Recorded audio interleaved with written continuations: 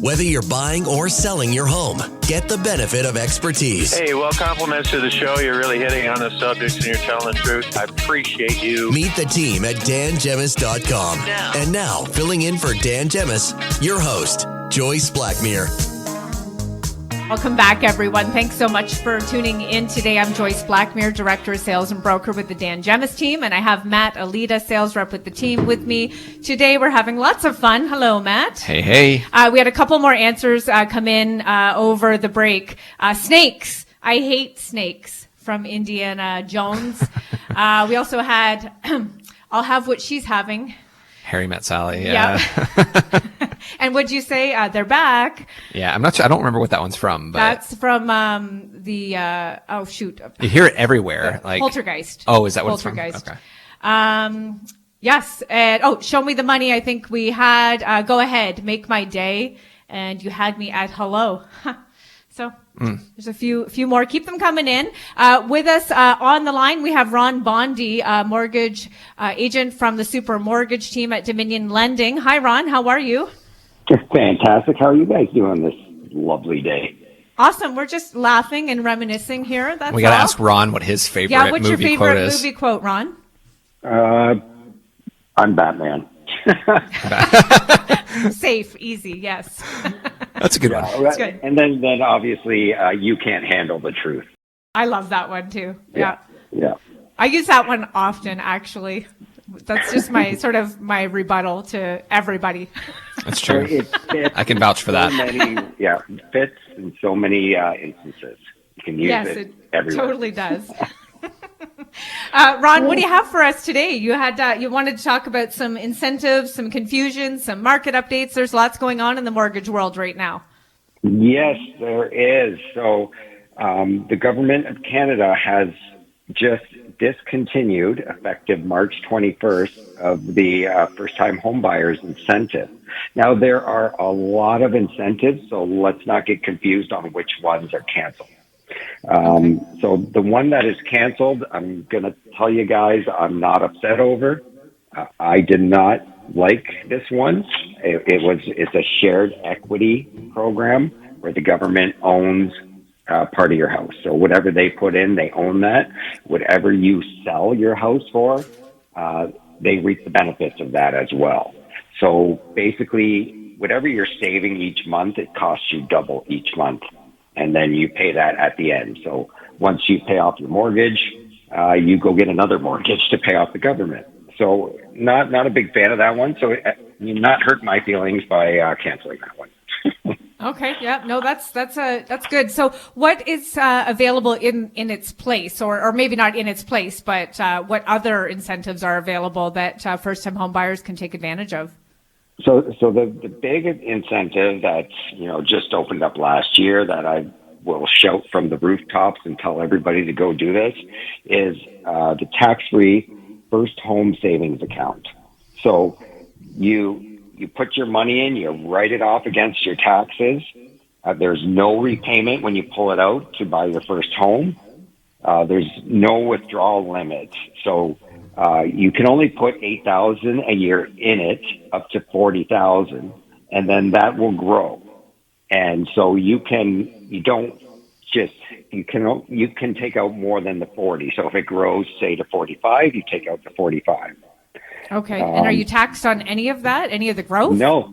Oh, wow. No tax at all. And like I said, you're writing off what you're putting in on your income tax, which is great. This is a fantastic program. The only downside to this is you're going to need foresight that you're going to want to buy a house in 5 years because in order to maximize this program, because you can only put $8,000 a year.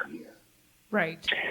And then there's $8,000 carryover. So if you opened up, say December of last year, but you only had $200 to put in, well, then this year you can put 16 in.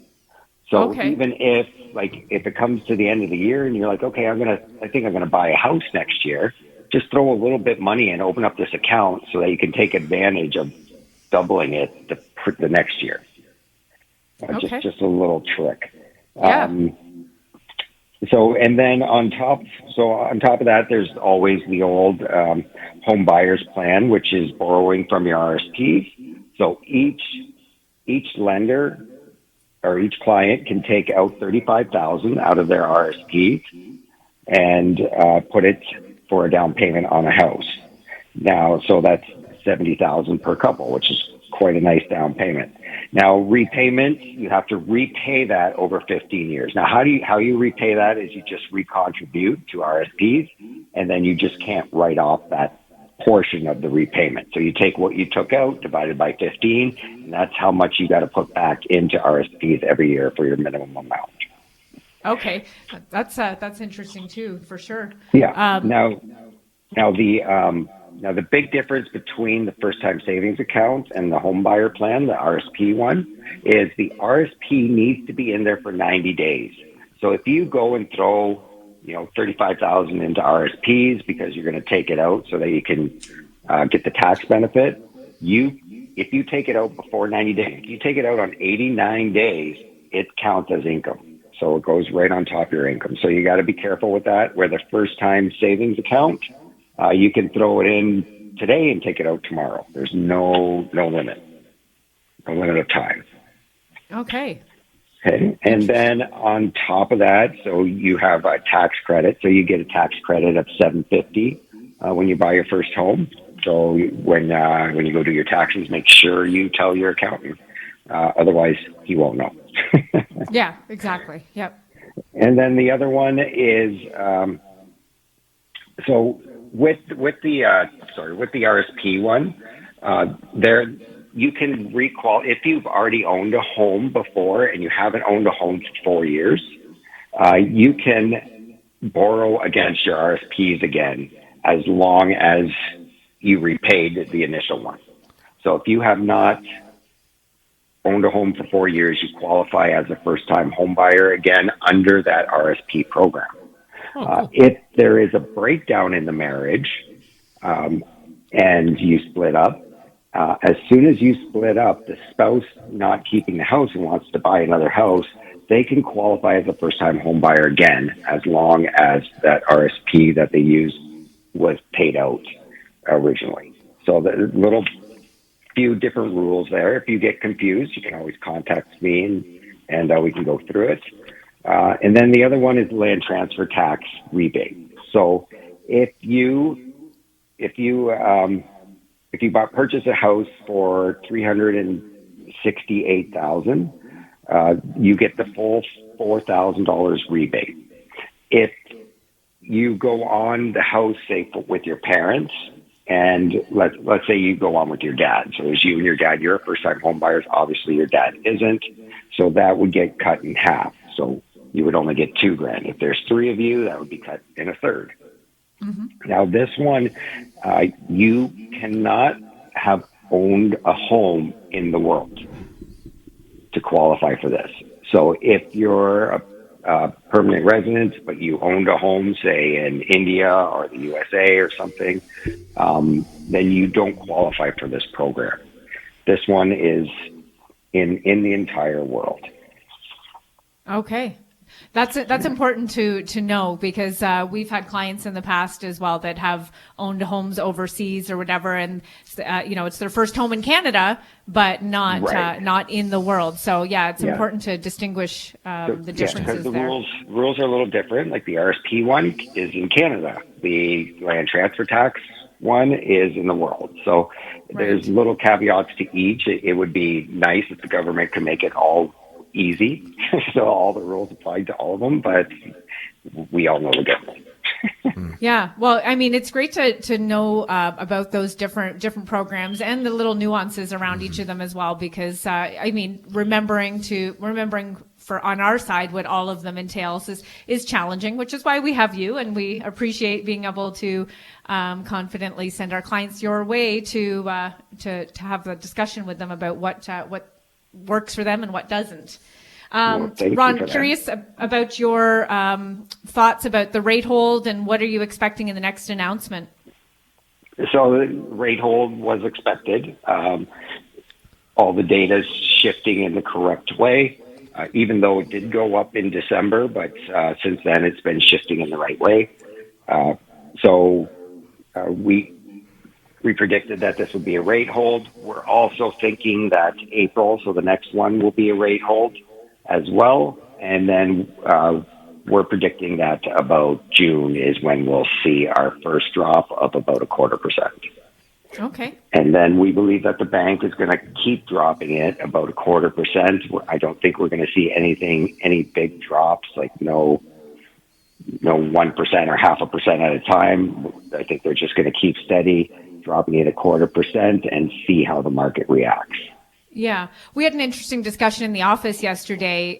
We were talking about, some buyers, I think, are kind of waiting for the rates to start falling, but inevitably what's going to happen when the rates start to fall is that the demand is going to increase and the property price, sale prices are going to go up as well.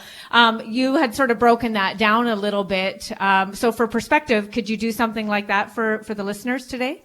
Yeah, for sure. So a lot of people are saying, let's wait till the rate drops. Okay, well, if the rate drops 0.25%, you're not talking a whole lot of money. You're talking, $40 a month, like nothing huge.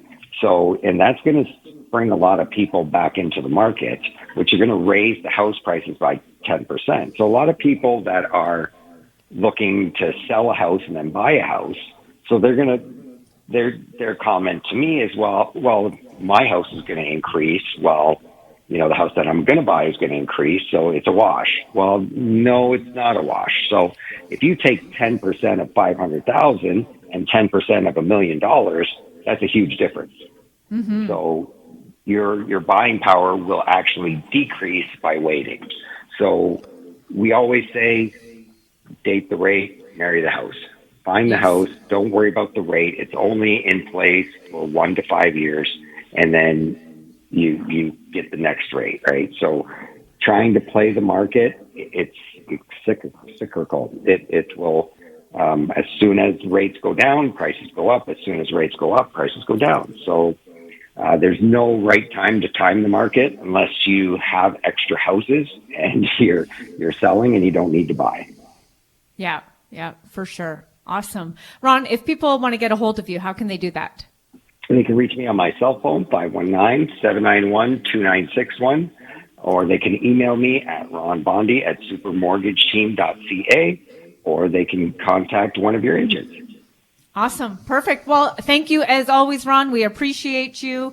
That's Ron Bondy from the Super Mortgage team at Dominion Lending. Reach out to him if you have any financing needs or questions. We got to take another quick break. When we come back, we're going to give away a $50 gift card to the Richmond Popcorn Company. So this is your last chance to enter. To qualify, text your first and last name to 10800 with the keyword snack. SNACK. Snack. Send that over your way. And we have, just before we go on the break, we have a couple of more answers that have come in. Dying ain't much of a living, boy. Clint Eastwood. So you think I'm funny? Funny how? Joe Pesci from Goodfellas. What else do we have?